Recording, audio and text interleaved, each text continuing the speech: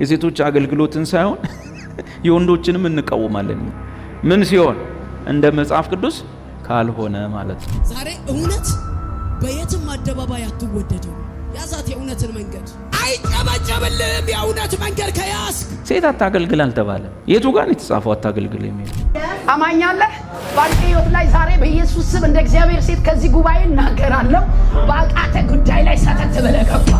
ባታከለ ጉዳይ ላይ ሰተት ብለህ አሁን እግዚአብሔር እንደዚህ ይለኛል። በችሎታ አይደለም፣ በሰውም አይደለም፣ በዘመድ አይደለም፣ ባንተ ኤጁኬሽን አይደለም፣ ያስከው ዲግሪ፣ ያስከው ዲፕሎማ፣ ያስከው ወረቀት አይደለም። እኛው እዚሁ ብንፈጥር ነው መቃወም ያለብን። እኛው እዚሁ ፈጥረን አቦ ሴትም እንትንም የለም ሃሌሉያ ምናምን ሲሉ እኮ አትቃወምም አንተ። አሁን ጠያቂ እነሱን ነው መቃወም ያለብን። እነሱ ከየት አመጡት? አሮጌ ሰንሰለት እጃችሁን ያሰረ፣ አይምሯችሁን ያሰረ፣ በረከታችሁን የያዘ የክፉ የጠላት የዳቢሎስ ስትራቴጂ ምን እንደማይ ልንገራችሁ። ከእጃችሁ ላይ ኮሽ ኮሽ ኮሽ እያለ ሲሰባበር አያለሁ።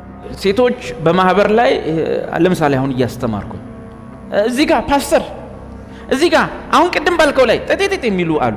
እነሱ ሴቶች በማህበር ላይ ዝም ይበሉ። ላሊዮስ ክልክል ነው። በማህበር ላይ ሴት በየመሃሉ ላይ መናገር ተጣጣጣ ማለት ክልክል ነው። ማህበር ነው ይሄ። በጣም በሰዎች ዋጋ የከፈለ ስለነበረ ዳዊት ሰዎች በእኛ ላይ በተነሱ ጊዜ አነሳስ ጊዜ ሰዎች ሊወዱክ ይነሳሉ፣ ሰዎች ሊጠሉክ ይነሳሉ፣ ሰዎች ሊከፍቱልህ ይነሳሉ፣ ሰዎች ሊዘጉብህ ይነሳሉ። የሆኑ ነገሮች ከዘርዘር ላይ ዛሬ ይረከቃል። መልእክቷን በስነ ስርዓቱ አስተላልፋ እግዚአብሔር ያክብራችሁ ብላ መውረድ እንጂ ወንዶች እያለቀሱ እሷ እዚህ እያስፈራራች፣ ወንድ ልጅ እንደ ሴት ከታች እያለቀሰ እሷ እዚህ በወንድ ድምጽ በጣም በጎረና ድምጽ እያሰማች፣ ይሄ አግባብ አይደለም። የቤተክርስቲያን መልክ አይደለም። ያልገባኝ ቢኖር መጽሐፍ ቅዱስ ውስጥ ሴቶች ሲያገለግሉ እናያለን። ለምሳሌ ሉቃስ 2:36 ሐና በቅድስና ስታገለግል ይናገራል። ምንድነው የምታገለግለው ነው? አገልግሎቷን ማሰብ። በምንድን የምታገለግለዋል? ቤተ መቅደስ በራፍ ጋር ሆና ሁልጊዜ በጸሎት ታገለግል ነበር እንጂ ቤተ መቅደስ ገብታ ማጠኛ ይዛ ሴት ልጅ አትገባ። ማገልገል የሚለውን እየለየ ብዙ አይነት አገልግሎት ስላለ እሷ በጸሎት ሆና ከውጭ ቤተ መቅደሱን እየጠራረገች ምን እያለች እንደመበለት ሆና ታገለግል ነበር። ውስጥ መግባትን በተመለከተ ሴት አይደለም ወንድ ራሱ አይገባም። ከወንድም ሌዋዊ፣ ከሌዋዊም የቀዓት ዘር፣ ከቀዓትም የአሮን ቤተሰብ መሆን ያስፈልጋል እንጂ ወንዱ እንኳን አይገባም። ይለያያል። አገልግሎት ነው ግን ይለያያል። ማርቆስ 14 ሉቃስ ቀጥሎ ጥያቄ፣ እኛስ ለምን እንቃወማለን? የሴት አገልግሎት እንቃወማለን አለ ተቃውሞ አለን? የሴት አገልግሎት የሚቃወምማ ራሱ ችግር አለበት። የሴቶች አገልግሎትን ሳይሆን የወንዶችንም እንቃወማለን። ምን ሲሆን እንደ መጽሐፍ ቅዱስ ካልሆነ ማለት ነው። ተቃውሞ ካልክ እሱ ነው። ወንዶች ለምሳሌ አገልግሎት ጠያቄ፣ ሴቶች አገልግሉ ይል ሴት አታገልግል አልተባለ። የቱ ጋር ነው የተጻፈው አታገልግል የሚለው? ግን ምንድነው የተባለው? ሴት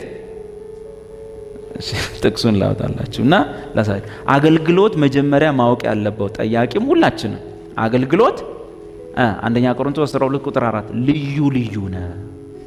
ይሄን ማወቅ አገልግሎት ስትል ጠያቂ ምን አይነት አገልግሎት ነው ለምሳሌ ሴቶች እንዲያገለግሉ ይፈልጋል? ጳውሎስ ምን አለ? አገልግሎትም ልዩ ልዩ ነው።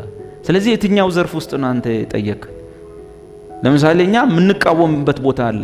እዛ ጋር ስናገኛት እንቃወማታለን። ደግሞ ሌላ ቦታ ላይ ደግሞ እናበረታታታለን። ለምን አታገለግይም ብለን። ስለዚህ አንተ የትኛው ነው ለይ? መጀመሪያ አገልግሎት ምንድነው? ልዩ ልዩ ነው። ይሄን ማንበብ አንደኛ ቆሮንቶስ ምዕራፍ 12ን አንብብ። ቀጥሎስ ሁሉም የጸጋ ስጦታዎች ለወንዱም ለሴቱም እኩል ነው የሚሰጡት፣ እየተከፋፈሉ የሚሰጡት ሁሉም የጸጋ ስጦታዎች። ሶስተኛ የጸጋ ስጦታዎች እየተከፋፈሉ ቢሰጡም ለወንዶችም ለሴቶችም እነዛን የጸጋ ስጦታዎች እንዴትና የት ጋር እንደሚያገለግሉ ደግሞ መመሪያም አለ።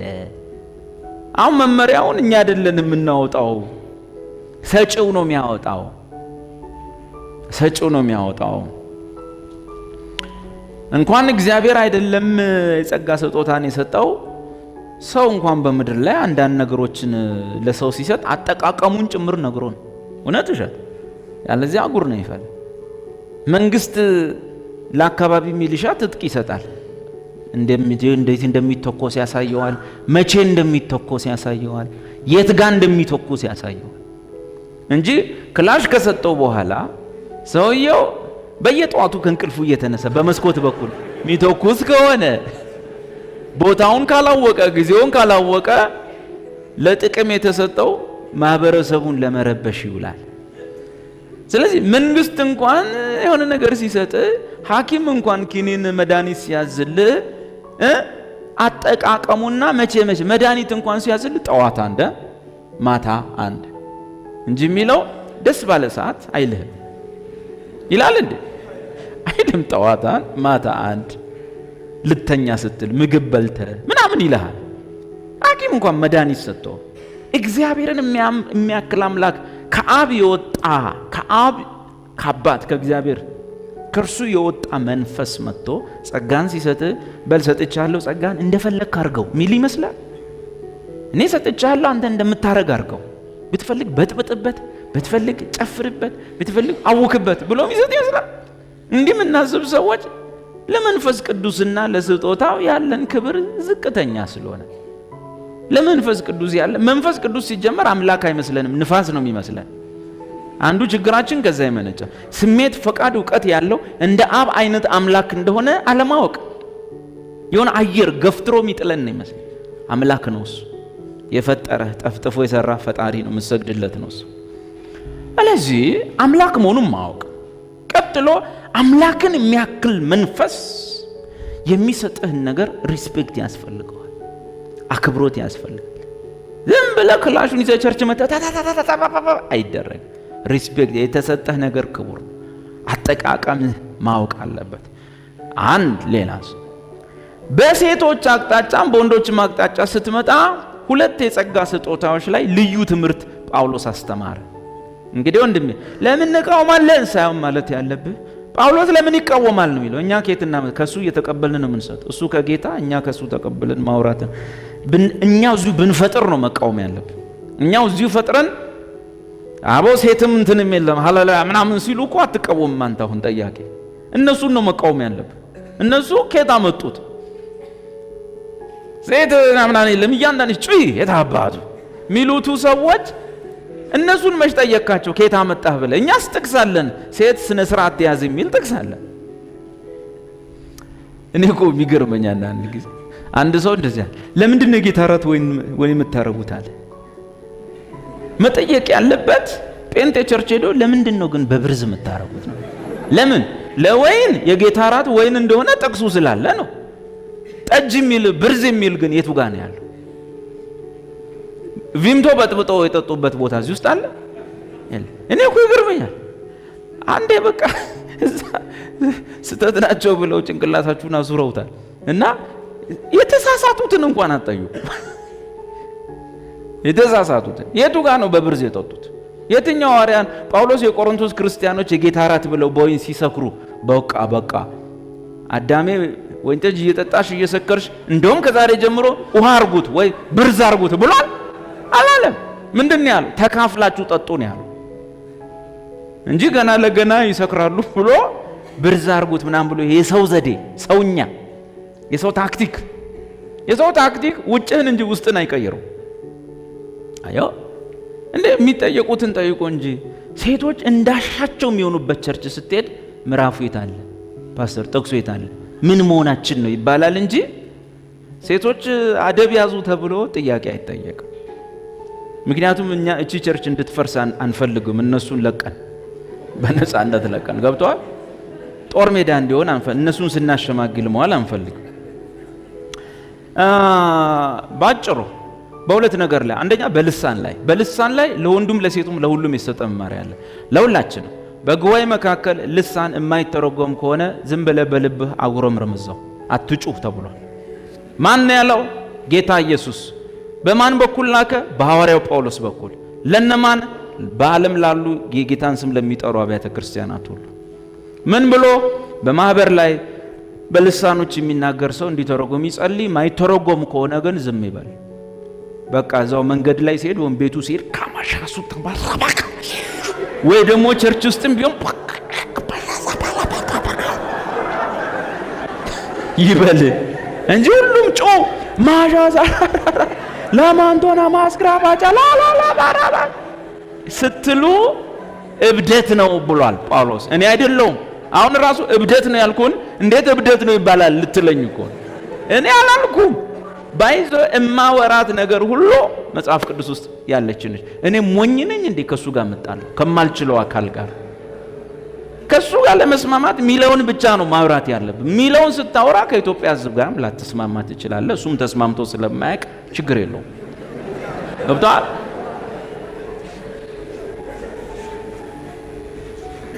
አንድ እሱ። ሌላው ሁለተኛ የጸጋ ስጦታ ከጸጋ ስጦታዎች ሁሉም እኩል ነው የሚሰጠው። ልሳንም ይሁን ሌላውም ሁሉም ግን ሁለት ስጦታዎች። አንደኛ ልሳን ላይ ለሁሉም ይሰጥ መመሪያ። ሁሉም ክርስቲያን በቤተ ክርስቲያን ውስጥ በልሳን ጉዳይ ላይ ሁከት የሚረብሽ ድምፅ አካባቢን የሚበክል በዚህ አይነት መልክ ልሳን እንዳይነገር ሐዋርያው ጳውሎስ በአንደኛ ቆሮንቶስ ምዕራፍ 14 ሙሉ ደንግጓል። እንዲህ ብሎ አስጠንቅቋል። ይህንን ያዘዝኳችሁን በልሳን ጉዳይ ላይ ያዘዝኳችሁን ትእዛዝ የማይሰማ የማይቀበል መንፈሳዊ ነኝ የሚል ወይም ነቢይ ነኝ የሚል ሰው ቢኖር እሱ ራሱ አይታወቅ ብሏል። ጳውሎስ ነው ያለው፣ እኔ አይደለሁም። አንዳንዶች ደግሞ ይሄ ለቆሮንቶሶች ነው የሚለው። እንዴ ቆሮንቶስ የእግዚአብሔር ቤተክርስቲያን ነው፣ ይሄ የሰይጣን ነው እንዴ? የእግዚአብሔር አይደለም? ግን ጳውሎስ እንዲህ አለ። እንዲህ አይነት ተንኮለኛ አገልጋዮች እንደሚነሱ ስለሚያውቅ እንዲህ አለ፣ ይህች ያዘዝኳችሁ ትእዛዝ በሁሉም አብያተ ክርስቲያናት እንዲሁ ነው፣ ከዚህ ውጭ ስርዓት የለንም አለ። ይሄን ማወቅ። ሌላው ማስተማር ላይ ነው። ማስተማር ላይ ለወንዶችም ለሴቶችም ለየብቻ መመሪያ ሰጥቷል። ማስተማር ላይ አንደኛ ወንዶችን በተመለከተ ያዕቆብ ላይ ሁሉም ወይም ከናንተ ብዙዎቻችሁ አስተማሪዎች እንዳትሆኑ ተብሏል። ማስተማር ላይ በተመለከተ ምንም ጸጋው እንኳን ቢኖር እንደው በቋሚ ተሰላፊነት ከማስተማር በፊት ብዙ ጥንቃቄዎች ማድረግ ያዕቆብ ላይ ማስተማርን በተመለከተ እኔ አይደለሁም። እኔ ሁሉም ሰው ቆሞ ባለበት ማስተማር ቢጀምር ምን ክፋት አለው? ግን መጽሐፉ ብዙዎቻችሁ አስተማሪዎች እንዳትሆኑ የሚያስተምረው ከሁሉ ይልቅ ፍርድን እንደሚቀበለው ወቁ። ስለዚህ ቴክ ኬር። ምክንያቱም ተጋላጭ ነው የምትሆን። መንገድ ላይ በደንብ እንኳን መሳቅ አትችልም። አስተማሪ ስትሆን መሳቅ እያማረ ለምን የኢትዮጵያ ሕዝብ አስተማሪ አይስቅም ብሎ ያምናል። ስለዚህ ስስቅ ካየ ነገ አይማርም ትምህርት። መንገድ ላይ ኳስ የልጆች ኳስ እግሬ ስር እየሮጠ ሲመጣ ዞር ዞር ብዬ እንደማታኛ አቀመጥ። ለምን ሲባል የኢትዮጵያ ሕዝብ አገልጋይ ኳስ አይመታም ብሎ አምኗል።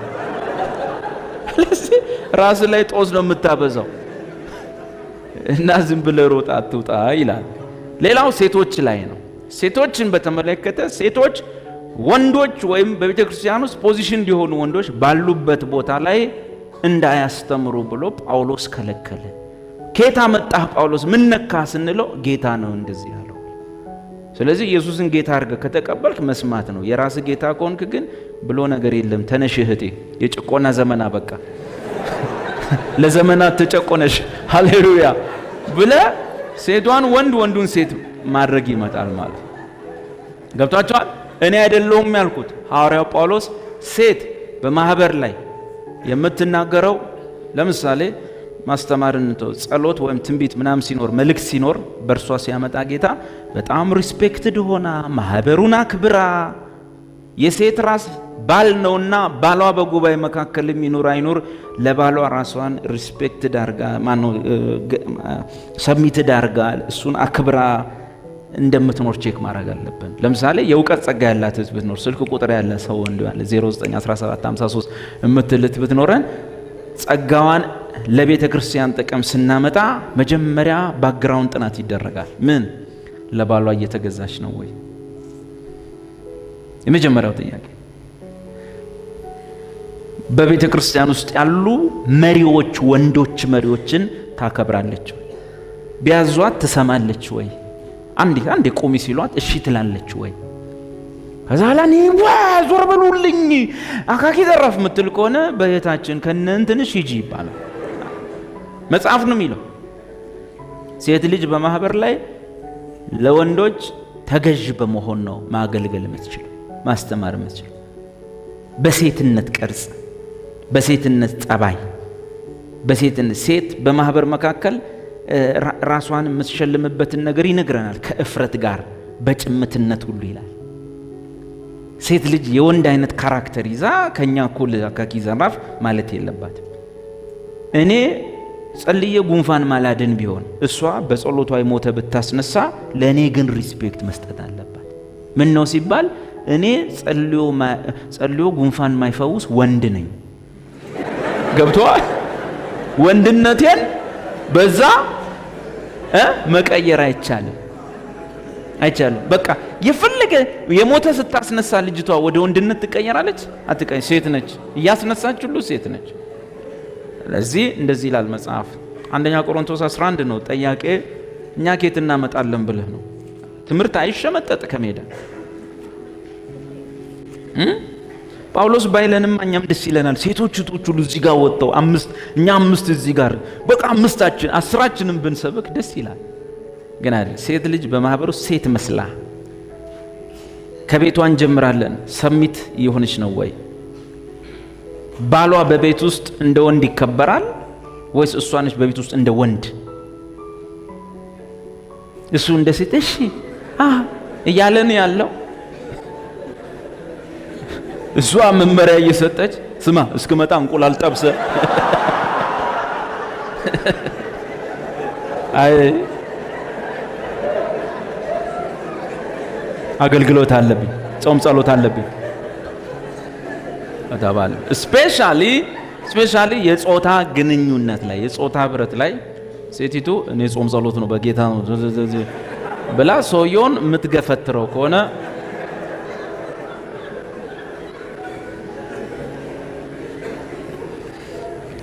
ማውራውን ሌላ ቦታ ላሰሙ ትችላላችሁ። እውነታው ይሄ ነው። አንደኛ ቆሮንቶስ 11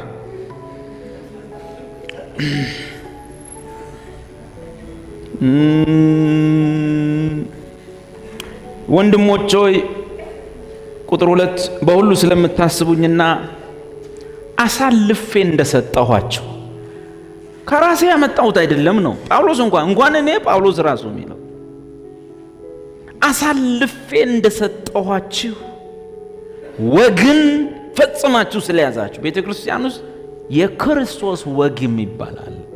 ጌታ ኢየሱስ ምን እንዳረገ ታውቃላችሁ? ከሙሴ ሕግ ገላግሎን የራሱን ወግ ሰጠን። ከሙሴ ሕግ ነፃ ነን። በክርስቶስ ሕግ ውስጥ ወግ ውስጥ እንኖራለን። ቤተ ክርስቲያን ግን አሁን የክርስቶስን ወግ አትፈልግም፣ የሙሴን ሕግ ነው የምትፈልገው። የሙሴ ሕግን ስትሰብክም ስታሰብክም ስትዘምርም ቆይታለች። የክርስቶስን ወግን መስማት አትፈልግም። እኛ ግን 100% የሞተን ሰው ያህል ከሙሴ ሕግ ነፃ ነን። 100% በክርስቶስ ወግ ውስጥ ነን። ስለዚህ ማን ነው ጥፋተኛው? ነው የሙሴን ሕግ ትቶ የክርስቶስ ወግ ውስጥ የገባው ነው ወይስ የክርስቶስን ወግ ዞር አድርጎ የሙሴን ሕግ ቸርች ውስጥ የሚያመጣው አካል ነው? የክርስቶስን ጳውሎስ እንዲህ አለ፣ አሳልፌ እንደሰጠኋችሁ ወግን አጥብቃችሁ ስለያዛችሁ። ምክንያቱም አንዳንዶች ወጉን ይሰማሉ ግን ፈጽመው አይዙትም። ያውቃሉ። አሁን ሴት ትገዛ የሚለውን የማያውቅ ቸርች የለም፣ ግን የምትገዛው ሴት ነች። ወግን ፈጽማችሁ ስለያዛችሁ አመሰግናችኋለሁ ይላል። አሳልፎም ከሰጠ ይሄን ወግ የተቀበለው ከሌላ አካል ነው ማለት ነው። አሳልፌ የሰጠኋችሁ ነው የሚለው። ከየት ነው የተቀበለው? ቁጥር 23 ላይ ሄዱ። ቁጥር 23 ለእናንተ ደግሞ አሳልፌ የሰጠሁትን እኔ ከጌታ ተቀብያለሁ። ስለዚህ አሳልፌ የሰጠኋችሁን ወግ ፈጽማችሁ ስለያዛችሁ አመሰግናችኋለሁ። ይህን አሳልፌ የሰጠኋችሁን ወግ እኔ ከማን የተቀበልኩት? ከጌታ ተቀብየዋለሁ። አለቀ። ስለዚህ ስናወራ አሁን ዳዊትን እርሳው፣ ጳውሎስን እርሳው፣ ጌታን አስብ። ጌታ በጳውሎስ በኩል ለኛ የሰጠን ዘመን ደርሶ እድል ሰጥቶኝ እግዚአብሔር ከናንተ ባስቆ ኃጢአተኛም ሆነውን ሰው እድል ሰጠኝና ደግሞ ሰውየው ከጌታ የተቀበለውንና ለቸርች ያወራውን እኔም እያወራው ነው። እንግዲህ መስማቱ ሌላ ጉዳይ። ምንድነው ጳውሎስ የሰጠው ወግ? ከጌታ ተቀብሎ ከኢየሱስ ተቀብሎ ኢየሱስ እንዲህ አለ። ምን ቁጥር 3 ስለዚህ አሁን ጳውሎስ አለ ነው ኢየሱስ አለ? ማን ነው እያለ ያለው? ኢየሱስ። ጳውሎስ ምንድነው? ተቀብሎ ሰጪ ነው። እያወራ ያለው ይሄኛ ኢየሱስ ጌታ ነው ኢየሱስ ምንለው ኢየሱስ። እሱ እንዲህ አለ፣ የወንድ ሁሉ ራስ ክርስቶስ። የወንድ ሁሉ ራስ ማለት በወንድ ላይ ስልጣን ያለው ክርስቶስ። የሴትም ራስ ወይም በሴት ላይ ስልጣን ያለው ማን ነው? ወንድ ነው። ባጭሩ ክርስቶስ አይደለም። በወንድ ላይ ስልጣን ያለው ክርስቶስ ነው። በሴት ላይ ግን ስልጣን ያለው ማን ነው? ወንድ ነው እንጂ አንተ ወንድ ምን ያገባል? አንተ ወንድ ብትሆንም የቸርቻ ምናምን እኔ እንደሆነ ተሞልቻለሁ ዞር በል ብትለኝ አይሆንም። ጌታ ነው የኔ ራስ ብሎ ነገር የለም። የሴት ራስ ወንድ ነው። የክርስቶስም ራስ እግዚአብሔር እንደሆነ እንድታውቁ ወዳለሁ። ስለዚህ ሃይራርኪው ይሄ ነው። የሴት ራስ ወንድ፣ የወንድ ራስ ክርስቶስ፣ የክርስቶስ ራስ እግዚአብሔር። አለቀ። ስለዚህ ሴትና ወንድ እኩል ናቸው እንጂ አንድ አይነት አይደሉም። ለምሳሌ ክርስቶስና እግዚአብሔር እኩል ነው፣ ግን ሁለት አካል። ልክ የክርስቶስ ራስ እግዚአብሔር ሲባል ክርስቶስ ቅር እንዳላለው ሁሉ የሴት ራስ ወንድ ሲባል ሴት ለምን ቅር ይለዋል?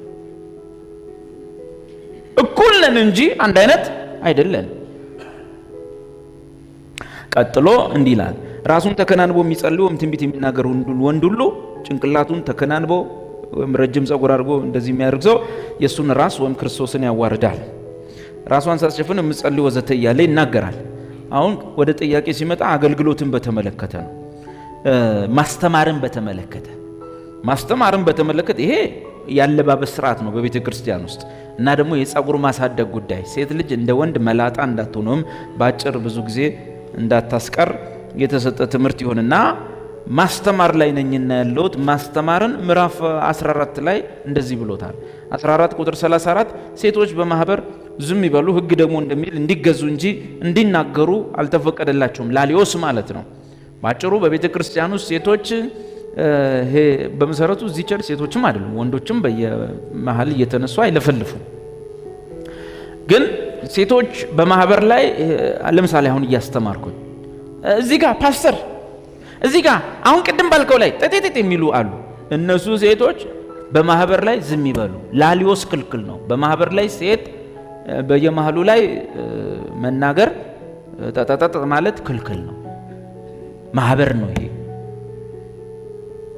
ስለዚህ በማህበር ላይ መናገር ሲባል ምን ማለት ነው? መናገር ለምሳሌ አሁን በኋላ ስወጣ ወይም ስንገባ ዳዊት ደህና ነህ ማለት ይሄ ነው የተከለከለው። ለምሳሌ ድምፅ አውጥቶ አይደል እንደሚዘምሩት፣ ድምፅ አውጥቶ አይደል እንደሚጸልዩት እግዚአብሔር ሆይ ምናምን የሚሉት። ታዲያ ምንድነው መናገር ሲባል? ላሊዮስ። የግሪኩ ጥሩ ነው። ላሊዮስ ማለት ምን ታውቃላችሁ? በእኛ ሲፈታ ላላላላላ በማህበር ላይ ሴቶች ላላላላላ አይበሉ ይላል መጽሐፍ ቅዱስ።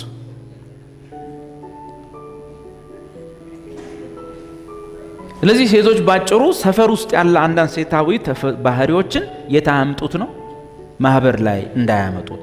ለሴት በማህበር መካከል ላሊዮስ ወይም ተረረ መናገር ነውር ነውና ሰፈር ውስጥ ችግር የለውም፣ ቸርች ውስጥ ግን ተተተተተታ ነውር ነውና።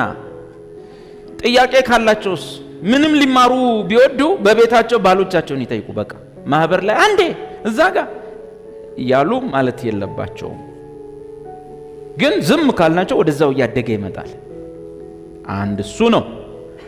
አሁን አንዳንድ ሰው ጳውሎስን ኧረ ምናምን ብሎ አልቀበልም ሊሉ ሲሉ ጳውሎስ ወንጌልን እኮ የሰበኳችሁ እኔ ነኝ፣ ስለዚህ መመሪያውን የምሰጣችሁ እኔ ነኝ፣ እናንተ ናችሁ እንዴ ወንጌልን ያስተማራችሁትና እኔ እኮ ነኝ ሰብኪያችሁ ወንጌልን ያመናችሁት ለማለት። የእግዚአብሔር ቃል የወጣ ከእናንተ ነውን ወይስ ወደ እናንተ ብቻ ደርሷልን? እናንተ ናችሁ እንዴ ወንጌልን የሰበካችሁ? እኔ አይደለሁም እንዴ የሰበኳችሁ? ስለዚህ ምላችሁን ስሙ ነው። ቀጥሎ ደግሞ እናንተ ብቻ ናችሁ እንዴ ቸርች? ሁሉም ቸርች በስርዓት እየኖረ ነው፣ ለምንድን ነው የማትቀበሉት ነው። አሁን እንዲህ አይነት ሴት ትሰብሰብ የሚል ነገር ሲወራ የሚቃወም ክፍል ይነሳል። ማን? ሴቶች ሳይሆኑ ወንድ አገልጋዮች ይነሳሉ። ምንድነው? ምን ይሆናል? ያው ነው ይላሉ። ለዚህ አሁን ቁጥር 37 መልስ ተሰጠ። ምን ይላል? ማንም ነቢይ ወይም መንፈሳዊ የሆነ ቢመስለው ይህች የጻፍኩላችሁ የጌታ ትእዛዝ እንደሆነች ይወቅ። ምን የምትለው? ሴቶች በማህበር ላይ የሚበጠብጥ ሁከት ያለው ድምፅ አይወጡ፣ ሚረብሽ ሚያውክ ላሊዮስ አይበሉ። ማንም የማያውቅ ቢኖርስ? እኔ ይሄ እንደዚህ ነገር አልቀበልም። በዚህ በድሮ ትርጉም ላይ ማንም የማያውቅ ቢኖር አይወቅ ይላል። መደበኛው ትርጉም ጥሩ አድርጎ ጽፎታል። እሱ ራሱ አይታወቅ ይላል። ስለዚህ ወንድሞች ሆይ ትንቢት ለመናገር በብርቱ ፈልጉ፣ በልሳኖችም ከመናገር አትከልክሉ፣ ነገር ግን ሁሉ በአገባብና በስርዓት ይሁን ይልና ጢሞቴዎስ ላይ ተጨማሪ አለ። ሴቶች በማህበር ስለሚኖራቸው ዲሲፕሊን ከነ አለባበስ ከነ ስነ ምግባር። እንግዲህ ወንዶች ይላል። ወንዶች የሚለው በምንድን ነው? በጌታ ነው በጾታ? ወንዶች የሚለው በጌታ ነው በጾታ? ጾታ ነው። በጌታ አንድ ነን ሲል በጾታ ሁለት ነን። ወንዶች ሲል ምኖችን ነው እኛ እዚህ መሃል የሚወክለው? እኛን ነው አይደል? ታዲያ ለኛ እንደዚህ ተብሏል። አሁን ሴቶች አይመለከታቸው። በስፍራ ሁሉ አለቁጣና ለክፉ ሐሳብ የተቀደሱ እጆች እያነሱ እንዲጸልዩ ፈቅዳለሁ። ባጭሩ በተለያዩ ጉባኤዎች ላይ የጸሎት ቅድሚያ ለማን ይሰጥ ነው? ለወንዶች ይሰጥ ይላል። እኔ አይደለም ያልኩት፣ ጌታ ለጳውሎስ ነግሮት ጳውሎስ ለኛ ይነገረው። ቅድሚያ ለወንዶች ይሰጥ። ወንድ በቤቱ እንደ ካህን ይሁን። ወንድ በቸርች ውስጥም ወንድ በሰፈር ውስጥ ምናምን ቅድሚያ ለሱ ይሰጥ። እህቶች አሉ፣ ወንድሞችም አሉ። ስለዚህ እህቶች መጸለይ ውስጣቸው ሞልቷል። ስለዚህ ወንድሞች ከናንተ መካከል የሚጸልይ ሰው አለ ብላ ትጠይቅ። ወንድሞች ጸልዩ። ከዛ ኋላ እስቲ እህቶች ከናንተ ማለት የሚጸልይ አለ ተብሎ ይጋበዙ። ወይም ደግሞ እኔም በውስጤ አንድ የምጸልይበት ነገር አለ ይበሉ እንጂ ወንዱ ሙሉን ፕሮግራም አፉን ዘግቶ ሴቷ ሙሉን ፕሮግራም ካወራች ይሄ ብዙ ጊዜ እንደማወራው በሶስን የማይመስል ራስ ሲሆን አካልም አይታዘዝም። ጥሩ ነው። ለምሳሌ አያት ቅድሚያቶቻችን በዚህ ማሰብ ይችላል። አባቶቻችን አያት ቅድሚያቶቻችን ከመጽሐፍ ቅዱስ አግኝተው ሳይሆን በስሜት ሕዋሳታቸው ተረድተው ሴት ወንድ ራስ ነው ብለው አምነው ነበር። ሴቶችም አዎ ብለው አካል ሆነው ነበር። ግን የትም የማይሄድ ኑሮ ነው። ለምን ሲባል የተበላሸ ራስ ስለሆነ የተበላሸ ራስ ስለሆነ በአካል መቆሙም ጥቅም የለውም፣ መዘቅዘቁም ጥሩ አይሆንም። አሁን ምን አለ? እንዲሁም ደግሞ ሴቶች ባጭሩ የመጀመሪያው ሐሳብ ለወንዶች የጸሎት ቅድሚያ በየስፍራው መጀመሪያ እስቲ ከወንድሞች መባል አለበት። ወንድሞች እዛ ወንድሞች ሁሉ እህቶች ሆኖ ሲያስቸግሩ እነማን ይቀጥላሉ? እነማን ይነሳሉ? አሁን እህቶች ደግሞ ይነሳሉ። አንዳንድ ቦታ ላይ የዚህ አይነት ችግር አለ። ካህን ማይመስል ወንድ፣ ካህን መሆን የሚያቅተው ወንድ፣ እንደ ክህነቱ ማይገለጥ ወንድ። በዛን ጊዜ ወንድማችን እህታችን ሲሆን ምንድነው የሆነው? ሁሉም ጉባኤ ሁሉ በእህቶች ተሞልቷልና አሁን እህቶች በተራቸው ይነሳሉ ማለት ነው። አግኝታችሁኛል? ይነሳሉ። ብዙ ጊዜ ማነሷ ምሳሌ አለ። አንዳንድ ሰው ጋር ስትሄድ ወይም አንዳንድ ቦታ ስትገባ ወይም አንዳንድ እንደዚህ ሲሆን ሙሉን ስትየዋ ትቆጣጠረዋለች። ባል አይናገር፣ አይጋገር፣ አይጸልይ። ገብቷ? ሁለቱም ክርስቲያኖች ሊሆኑ ይችላሉ። አዛ በኋላ ትጋለ እንዳልኳችሁ እሱ ሶፋ አንድ ጥግ ላይ ተሸጉጦ ሪሞት ኮንትሮሉን ይዞ ነው ቁጭ ነው። ከዛ በኋላ ሙሉን አንተ ገብተህ እስክትወጣ የምትለው እሷ ነች። በቃ ቡና ታፈላለች። እስቲ አሁን እንጸልያለን ለዚህ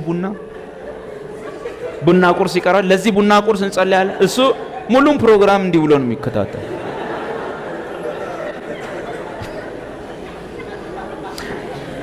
ትንሽ እንደቆየ ባይብሏን ይዘህ ደግሞ ትንሽ የእግዚአብሔርን ቃል እንካፈላለን ለ10 ደቂቃ ብላ ይወጣላትን ትጀምራለች።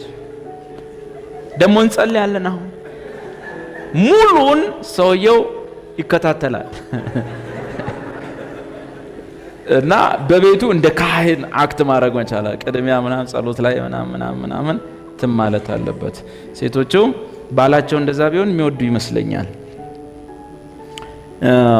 ስለ ቅድሚያ ይሰጥ ነው። ቀጥሎ በሴቶቹ አቅጣጫ እንዲሁም ደግሞ ሴቶች በሚገባ ልብስ የሚገባ ልብስ ማለት የማይገባ ልብስ አለ ማለት። የማይገባ ልብስ በአንድ ነገር ይታወቃል። ለጌታና ለባል የሆኑ አካላቶችን አጋልጦ ለማህበረሰቡ ያሳያል። ስጋ የጌታ ነው። አንደኛ ቆሮንቶስ ምዕራፍ 6 ስጋ የጌታ ነው። አንደኛ ቆሮንቶስ ምዕራፍ 7 ስጋ የባል ነው። አንደኛ ቆሮንቶስ ምዕራፍ 8 ስጋ የማህበረሰቡ ነው አይልም አይደለ? ምዕራፍ 6 የጌታ ነው ይላል። ምዕራፍ 7 የባል ነው ይላል። ምዕራፍ 8 ሌላ ትምህርት ይጀምራል። ስለዚህ የጌታና የባል የሆኑ ፕራይቬት አካላቶችን ለማህበረሰቡ አጋልጠው የሚሰጡ ልብሶች ባጭሩ የማይገቡ ይባላሉ። ቀሚስና ሱሪ በሚል አይለዩም። ቀሚስም ሆኖ የማይገቡ ስላሉ ሱሪ ክልክል ነው ብንል ቀሚስ አርጋልን ብትመጣስ እችን የምታክል ቀሚስ አርጋ ብትመጣ እና ፊት ለፊት ብትቀመጥ ማገልገል ይቻላል? አይቻል። ስለዚህ ምንድምላት እህቴ የትላንቱን ሱሪ አርገሽ ነይ ላታ ሱሪና ቀሚስ ጋር ሳይሆን ለጌታና ለባል ብቻ የሆኑ አካላቶችን የሚያጋልጡ ነገሮችን ትሸፋፍን። ቀጥሎ ሴቶች በሚገባ ልብስ የሚለው ይሄ ነው። ከእፍረትና ብለሚሽ መሆን ያስፈልጋል።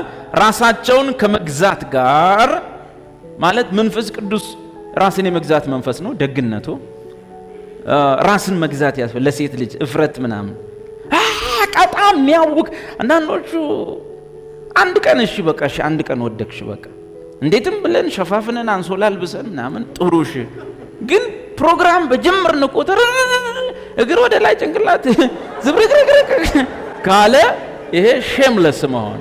ሴት ልጅ ከእፍረት ጋር እኔ ቪዲዮ ነው ምህረት አምጥቶ ካጋሩ እያሳየ ነበር። የሆነ ቸርች ላይ አጋሩ ሴት ልጅ እንደዛ ብከፍተው ታፍራላችሁ። ግን እዛ ቸርች መንፈስ ቅዱስ ነው የሚባለው። እኔ እዚህ ቸርች ብትሆንችን ልጅ መክራለሁ፣ በሁለተኛ ኮረኩማለሁ። ሲሪየስ ተኮርኩማ መቀመጥ አለባት፣ አለዚያ ውጪ ነው መባል ያለበት።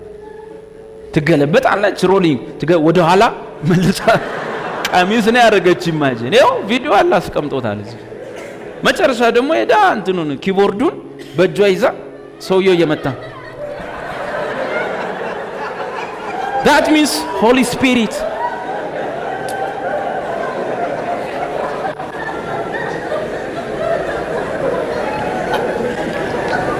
አንድ ነገር አለ። ሴቶች ስሜታዊነት ወንዱም ስሜታዊ የሚሆንበት ጊዜ አለ። ግን አደብ ካልተገዛ ስሜታዊነቱን ተከትለው የሚመጡ ዲሞኖች አሉ፣ ጋኔኖች አሉ። እነሱን መጠንቀቅ። ቆይ ላስተምር በኋላ። ስለዚህ እፍረት መጽሐፍ ነው የሚለው፣ ጌታ ኢየሱስ ነው የነገረን። ሴት ልጅ በእኔ ቤተ ክርስቲያን ውስጥ ከእፍረት ጋር እፍረት ያስፈልጋታል። ምክንያቱም ሴቶቹን እንዴት አድርጎ እንደሰራቸው እሱ ስለሚያውቅ ለወንድሞች አደጋ ስለሚፈጥር ከእፍረት ጋር ብሏቸዋል ሴቶቹን። ወንድ ልጅ ግን እንዲህ ቢል ሚያውም የለም ባሰ ያስጠላል። የባሰ ምን ይመስላል ብለህ ነው የምትሄደው። እውነት ራሳቸውን ከመግዛት ጋር ሰውነታቸውን ይሸልሙ፣ ዲኮሬትድ ያርጉ። በቃ ራሳቸውን ይጠብቁ፣ ጸዳ ይበሉ። በዚህኛው ላይ የተጻፈው ቃል ሞደስቲ የሚለው ማለት ነው ሐሳቡ። ሞደስቲ ማለት አንዳንድ ክርስቲያኖች አሉ ዝርክርኮች፣ ጽዳት ማይጠብቁ። እንዴት ላስተምረው ገኖች ገብተዋል። ቸርች ቅቤ ተቀብተው የሚመጡ እንደዚህ ነገር አለ። ዝርክርኮች እንደዚህ ቸርች ውስጥ ራሱ ቅቤ ተቀብተው ይመጣሉ። እነሱን መጽሐፍ ቅዱስ ይቃወማቸዋል። ደግሞ ሌላ አለ ዋጋው በጣም ውድ።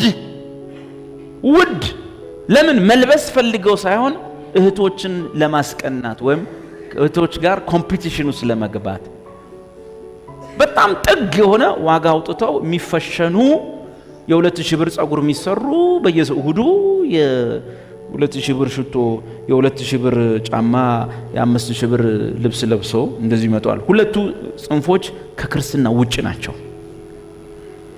ይሄ መቆሸሹ ወይም ይሄ ብቱና መልክ ያለው ሴሊባሲ አይነት ስፒሪት ያለባቸው ሰዎች አሉ። መጎሳቆል ጽድቅ የሚመስላቸው ከስተው እህል የማይበሉ ስራ የማይሰሩ በየቤት እየዞሩ ምሳ ሰዓት ላይ መልእክት ይዘው የሚመጡ ሰዎች አሉ። ያደፈ ልብስ፣ ጥፍራቸው ውስጥ ያለው ቆሻሻ፣ ጫማቸው ተንሻፎ በአገር ሰላም ስለ ወንጌል አይደለም የሚሰደዱት፣ አገር ሰላም ነው። ብዙ ጊዜ አውርቻለሁ። ጌታ በምንም አይነት ሁኔታ 6 ሰዓት ላይ መልእክት አይሰጥም። 6 ሰዓት የምሳ ሰዓት እኔ ቤት 6 ሰዓት ላይ ጌታ ተናግሮኝ የሆነ ነገር ብለህ ብትመጣ ለምን ወደ 8 ሰዓት አትመጣም ነው? 6 ሰዓት የመልእክት ጊዜ ሳይሆን የምሳ ሰዓት። ጌታ ይሄን አያውቅምን?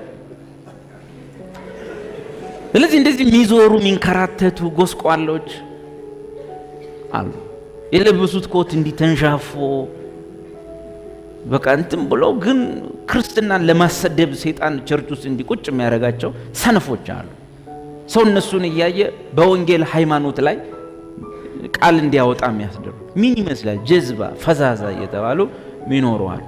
ይሄ አንዱ አሰዳቢ ክፍል ነው። ሌላው ደግሞ ኤክስትሪም ሄዶ ጴጥሮስ በመጠን ኑሩ ሲልኮ ድሃ ስለሆንን አይደለም። በመጠን ኑሩ የሚለው ጴጥሮስ ላይ የተጻፈው መጽሐፍ ቅዱስ ቢሊየነሩ ቢልጌት ቤትም አለ፣ እኛም ቤት አለ። ስለዚህ ለቢሊየነሩም ለድሃውም ሰው በመጠን ኑር ተብሎ ተጽፏል። ቢሊየነር ስላልሆንን አይደለም በመጠን ኑሩ የተባልነው፣ ለቢሊየነሩ ክርስቲያንም ጭምር ነው የተጻፈው። ለዚህ ሁለት ጠርዝ አለ። ሴቶች ሞደስቲ ይላል። ሞደስቲ ማለት ያልተዝረከረከ ደግሞ በጣም ማህበራዊ ቀውስ በሚያመጣ ሁኔታ የተለጠጠ ነገር ውስጥም የማይገባ ሞደስቲ። ይሸለሙ፣ ዲኮሬት ያርጉ ራሳቸውን፣ በቃ ጽድት ብለው ራሳቸውን ጠብቀው የሚቀቡትን ተቀብተው ምንም ሳያበዙ ሳይጎረጎሩ እንደዛ ሆነ ጽድት ብለው ይወጡ። መጽሐፍ ቅዱስ ነው የሚል ኒትነስ ነው ይሄ፣ ሞደስቲ ነው ይሄ የክርስትና ባህሪ ነው። ስለዚህ ከፍረትና ራሳቸውን ከመግዛት ጋር ሰውነታቸውን ይሸልሙ፣ ዲኮሬት ያርጉ። ይሸልሙ የሚለው ያ ነው፣ ዲኮሬት ያርጉ ነው። ራሳቸው በአግባቡ የሚቀቡትን ይቀቡ። ጥፍር ቀለም የጥልቁ ነው። ጥፍር ማጠንከሪያ ከህፃናት ምንድን ነው የሚሰራው? የሰይጣን ነው የመጋኛ ነው አይደለም። በቃ መዋቢያ እቃዎች በአግባቡ የሚዋቡበት እቃ አብዛኛው የሚመረተው ሜዲን ቻይና ነው። እቃውን ገልብጠ ማየት ነው። ቻይና ደግሞ ጥልቁ ውስጥ አይደለም ያለው፣ ኤሽያ ውስጥ ነው ያለው። ገብቷቸዋል። ለተለጠጠ ነገር እንደዚህ ቡቱቶ መሆን ክርስትና የሚመስላቸው ስላሉ ማለት ከ10 እና ከ15 ዓመት በፊት ለሚስቶቻቸው ቅባት ማይገዙ እንኳን ጴንጤዎች ነበሩ። ቅባት እንኳን ማይገዙ ብዙ ጊዜ አውርቻለሁ። እረ ትንሽ እንደው ማለስለሻ የለም ቤታችሁ እንደው የሆነች ሎሽን ነገር ነው ሲባል እኛ ቤት እኮ እንዲህ ነገር የለም እንዲህ ነገር እኛ አንፍ ራሱ አታይም እንዴ ጥፍር ራሱ ናቹራሊ ያምራል እኮ ምናምን ብሎ ወጪ ላለማውጣት ሚስቆነቆንም ሰው ይኖራል። ኤኒዌይ ከመግዛት ጋር ሰውነታቸውን ይሸልሙ ማለት ዲኮር ያርጉት። እግዚአብሔርን እንፈራለን ለሚሉ ሴቶች እንደሚገባ መልካም በማድረግ እንጂ ይሄንን ያዙ። በጣም ብዙ ኮስቲ የሆነ ነገርን በተመለከተ ሹሩባ ሲል የኛ ሀገሩ ሹሩባ አይደለም።